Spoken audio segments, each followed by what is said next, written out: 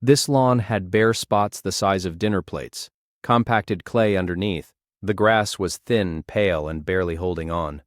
Overseeded twice, nothing took. The edges were raw dirt, the center was yellow, and the whole thing looked like it had given up on itself sometime around last August. 7 days later, every bare spot was filling in. New grass was pushing through soil that hadn't grown anything in 2 years.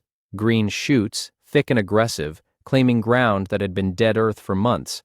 The total cost of what was poured on this lawn was under $15, not a professional lawn service. Not a bag of synthetic fertilizer from the hardware store, not a single product with a corporate logo on the packaging.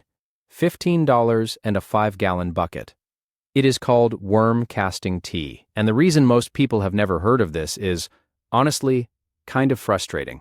It works too well and costs too little for anyone to make money selling it to you. And once a man discovers this, once he sees what biological soil amendment does compared to the chemical bags he has been buying for years, there is no going back. What follows is exactly how to make it, exactly how to apply it, and the science behind why it works better than anything on the shelf at the hardware store. The honest downsides are here too, because there are a few, and they matter. In 1881, Charles Darwin, yes, that Darwin, published his final book, not on evolution, on earthworms. He called it The Formation of Vegetable Mold Through the Action of Worms, and he spent 40 years studying how worms process and enrich soil. His conclusion was that earthworms turn over 20 tons of soil per acre per year, and that no other organism on Earth does more to maintain soil fertility.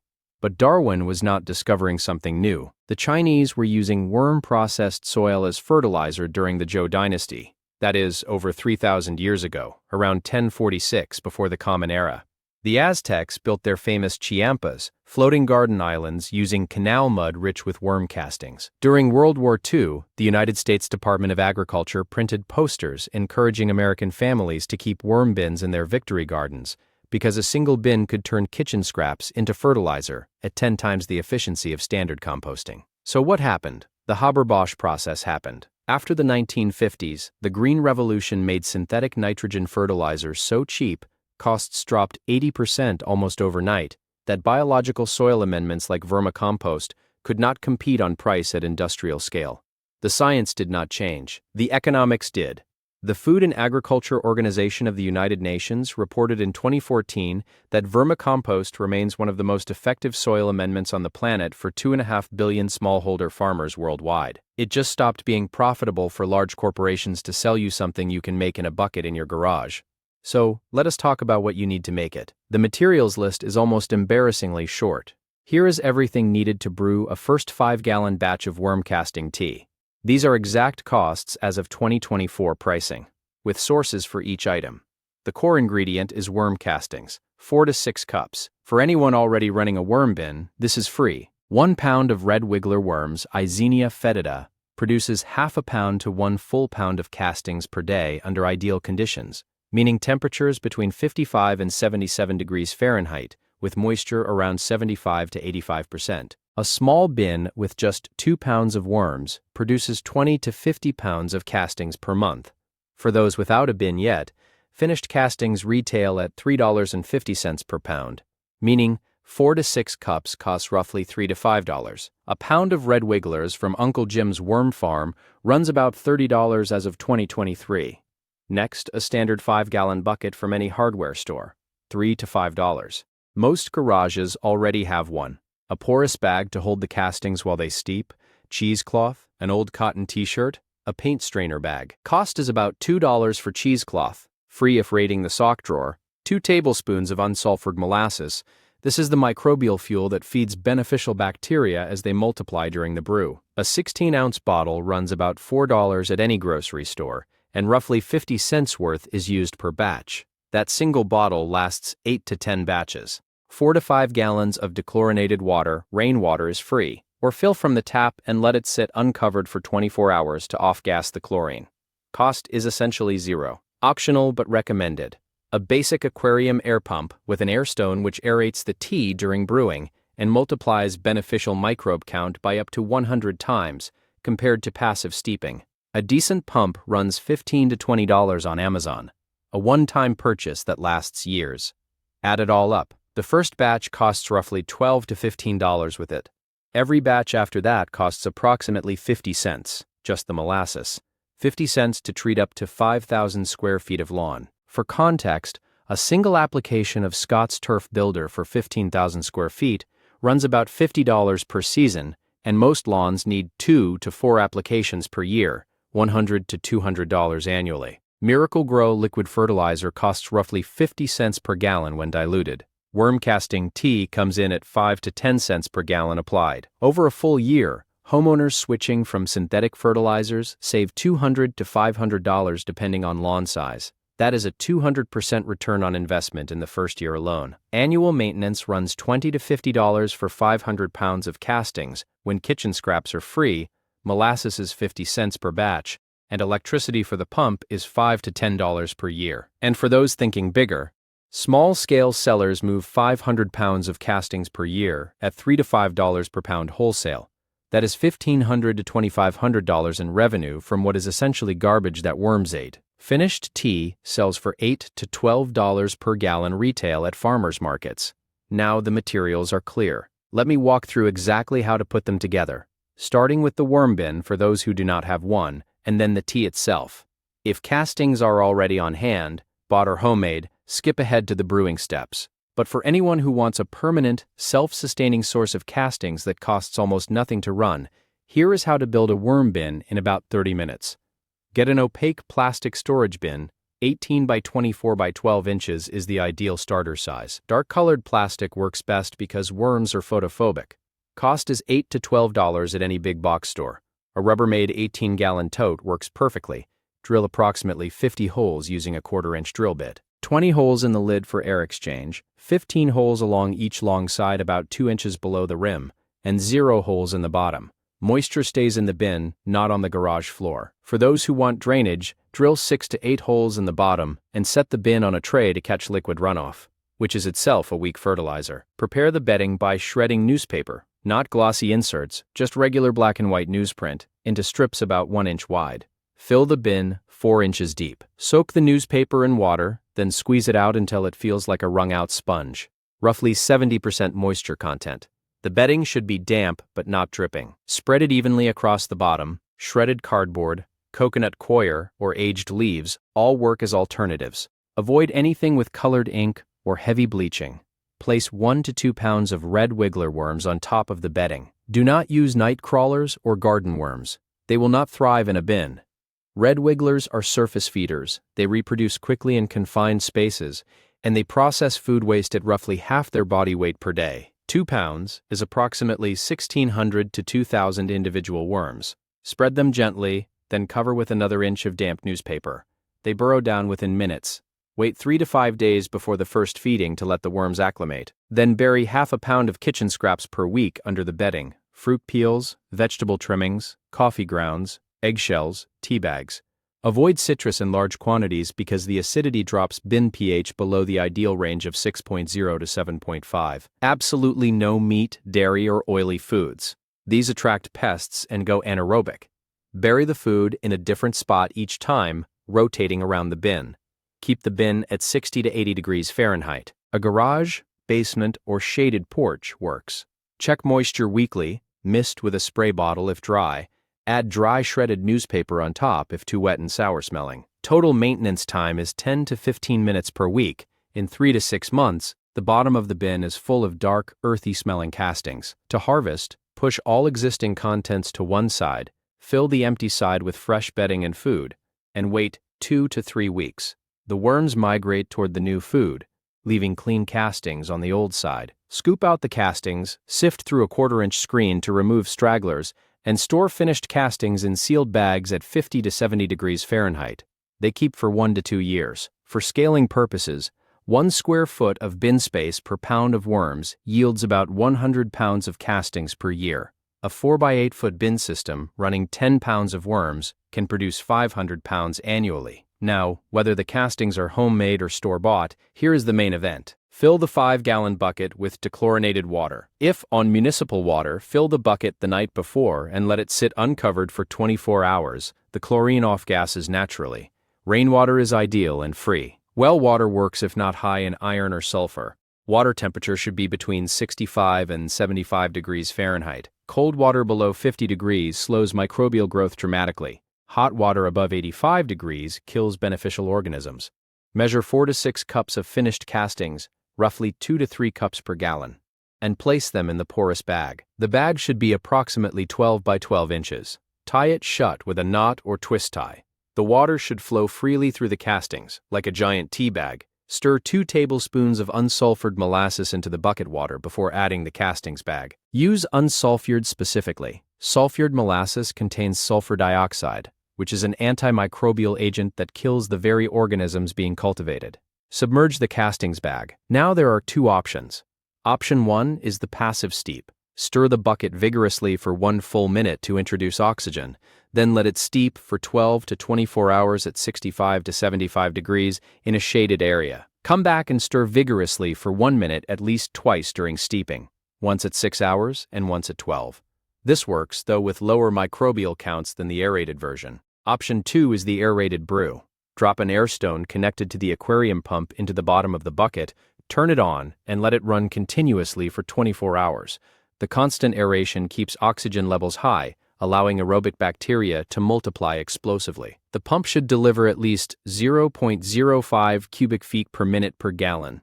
Most $15 to $20 aquarium pumps exceed this easily. After 12 to 24 hours, remove the castings bag. Squeeze it gently over the bucket. The spent castings are still valuable. Dump them directly into garden beds as top dressing. Strain the tea through fine mesh or a paint strainer to remove particles that could clog a sprayer nozzle. Dilute the concentrated tea at a ratio of 1 part tea to 10 parts water for lawn application. At this dilution, 5 gallons of concentrate becomes 55 gallons of application-ready liquid, covering approximately 5,000 square feet at 1 gallon per 100 square feet. Apply using a watering can for small areas or a pump sprayer for larger lawns. Soak the soil. The tea needs to reach the root zone, not just sit on grass blades. For bare spots, apply directly to exposed soil and the surrounding grass margin. The best application windows are spring and fall, when soil temperatures are between 55 and 75 degrees, and grass is actively growing. Apply once per week for 3 consecutive weeks, 3 applications per season. Early morning or late evening is ideal, because ultraviolet light degrades beneficial microbes on leaf surfaces. Avoid applying before heavy rain. Use brewed tea within 24 hours. The beneficial microbes are alive, and without continued food and oxygen, they begin dying rapidly. Brew it, use it, repeat. Spring means 3 weekly applications, starting when soil temperatures hit 55 degrees. Summer means skip or reduce to monthly. Fall means 3 weekly applications as temperatures drop below 80 degrees. Winter means no application, maintain the worm bin indoors for spring castings. If this is landing, if the simplicity of this process is starting to feel almost too good to be true, drop a comment below and tell me whether you are going to try the passive steep or the aerated version. The science coming next explains exactly why this works at the biological level, and the honest failures section after that will save you from the mistakes that trip up 40% of beginners. So that is the build. That is the process. But here is the question most people ask at this point. Does it actually work? And why does it work? Because pouring brown water on a lawn sounds like it should not do much of anything. The science says otherwise. What is actually happening is not primarily chemical feeding of the grass. It is inoculation of the soil with a living microbial ecosystem. The castings contain bacteria, fungi, protozoa, and nematodes concentrated and activated through the worm's digestive process. When the tea is brewed, those organisms multiply. When applied, they colonize the soil and perform functions that no synthetic fertilizer can replicate. The University of Massachusetts Compost Technical Assistance Program tested worm casting tea at 10% concentration on tomato plants in 2004. The result was a 20 to 30% increase in yield over untreated controls. The castings tested at 0.5 to 1% nitrogen, 0.4 to 0.8% phosphorus, and 0.5 to 1.5% potassium. Modest-sounding numbers until one realizes those nutrients are in slow-release, plant-available form. Synthetic fertilizers dump nitrogen all at once. Worm casting tea delivers it steadily over weeks. In 2018, researchers at North Carolina State University, led by vermicomposting expert Rhonda Sherman, tested aerated worm tea. 5% castings, 0.2% molasses, 24 hours of aeration. The tea reduced damping off disease in seedlings by 50 to 70% and increased root mass by 15 to 25%. The mechanism is competitive exclusion. Beneficial microbes physically outcompete pathogenic fungi for space and resources on the root surface. The same study documented a 40 to 60% reduction in fungal disease across multiple plant species. Cornell University's Waste Management Institute found in 2009 that worm castings eliminate E. coli and salmonella at a rate of 99% within 72 hours at 70 degrees Fahrenheit. The worm's gut is essentially a biological sterilization chamber. Organic matter goes in contaminated and comes out pathogen-free. A 2015 study published in the Journal of Plant Nutrition and Soil Science by researchers Pathak and Kalamdad found that vermicompost tea improved soil microbial biomass by 40 to 60% and doubled to tripled enzyme activity, specifically dehydrogenase, a key indicator of soil biological health. The tea does not just feed plants, it wakes up the soil. The Rodale Institute's 2017 analysis found 1% total nitrogen, 0.5% phosphorus pentoxide, 1.5% potassium oxide, plus 5 to 10% humic acids, organic compounds that improve soil structure and water retention. The castings also contained 100 to 200 parts per million of iron and 50 to 100 parts per million of zinc. These trace minerals are almost entirely absent from synthetic fertilizers. For context, worm casting tea contains roughly 10 million beneficial microbes per gram. Standard manure tea contains about 100,000. That is a 100-fold microbial advantage. This is why the aeration step matters. Passive steeping produces fewer microbes, but aeration with molasses creates an exponential microbial bloom. And here is what is fascinating. The Aztecs figured this out without a microscope.